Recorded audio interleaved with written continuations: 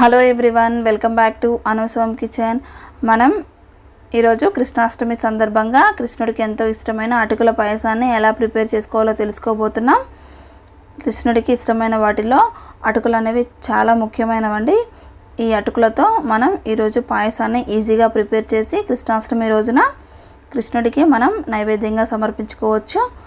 ఎలా తయారు చేసుకోవాలో తెలుసుకుందాం. ముందుగా స్టవ్ పైన ఒక గిన్నె పెట్టుకొని వేడైన తర్వాత దానిలో 1 స్పూన్ నెయ్యిని యాడ్ చేసుకోండి.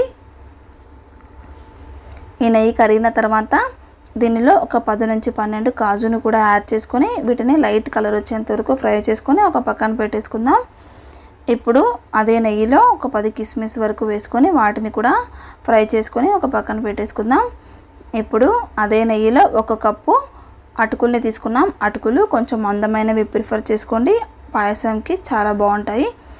ఇది కూడా ఒక 2 మినిట్స్ కలర్ చేంజ్ అయ్యేంత వరకు ఫ్రై చేసుకోండి. మనం 1 కప్పు అటుకుల్ని తీసుకున్నాం కదా, అదే కప్పుతో 3 కప్పుల్ని పాలు తీసుకుందాం. 3 కప్పుల పాలను యాడ్ చేసుకున్నాం కదా, ఇప్పుడు వీటిని ఒక 5 మినిట్స్ పాటు అలా మరిగించుకోవాలి. ఈ స్టేజ్లో మనం 1/2 కప్పు చక్కెరని కూడా యాడ్ చేసుకుందాం.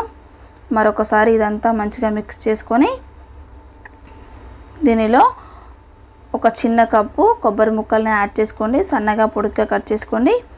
అలానే 4 ఇలాచీలను క్రష్ చేసుకొని వాటిని కూడా పొట్టుతో సహా వేసేసుకోండి. మరొకసారి ఇదంతా మిక్స్ చేసుకొని ఒక 5 నిమిషాల పాటు అలా ఉడికించుకోవాలి. తర్వాత మనం ముందుగా వేయించి పెట్టుకున్న డ్రై ఫ్రూట్స్ని కూడా వేసి మరొక 2 నిమిషాల పాటు కుక్ చేసుకుంటే సరిపోతుంది.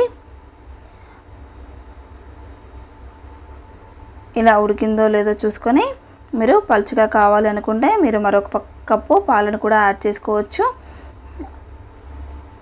అంతే అండి, ఎంతో ఈజీగా మనం కృష్ణాష్టమి రోజున కృష్ణుడికి ప్రసాదంగా సమర్పించుకునే అటుకుల పాయసం అనేది మనం ఈజీగా ప్రిపేర్ చేసుకోవచ్చు. మీకు ఈ వీడియో నచ్చినట్లయితే లైక్ చేయండి మరియు మీ ఫ్రెండ్స్తో షేర్ చేయండి. మరిన్ని వీడియోస్ కోసం మన ఛానల్ని సబ్స్క్రైబ్ చేసుకోవడం మర్చిపోవద్దు. Thank you friends, thank you for watching.